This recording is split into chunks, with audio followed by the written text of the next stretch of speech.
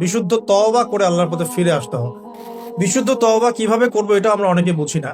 বিশুদ্ধ তওবা হচ্ছে আপনি আল্লাহর দিকে পরিপূর্ণ অভিমুখী হবেন, রুজু করবেন। এর নাম হলো বিশুদ্ধ তওবা।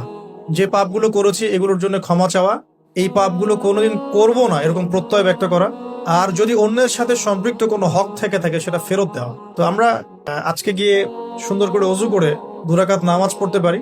2 রাকাত নামাজ পড়ে আমরা আল্লাহকে বলতে পারি, আল্লাহ আমি আমার জীবনের এই যে একটা বড় সময় তোমার থেকে দূরে ছিলাম, নামাজ কাজা হয়েছে, রোজা কাজা হয়ে গেছে, চোখের হেফাজত হয় নাই, জিনা হয়ে গেছে নাউজুবিল্লাহ, মাদকের সাথে সম্পৃক্ত ছিলাম নাউজুবিল্লাহ, আমরা মিউজিক্যাল ইনস্ট্রুমেন্ট প্লে করেছি, এগুলো থেকে আল্লাহ আমরা আজকে তোমার কাছে তওবা করছি, ক্ষমা চাচ্ছি এবং আগামী দিনগুলোতে তোমার হুকুম আহকাম মেনে চলার তৌফিক চাচ্ছি।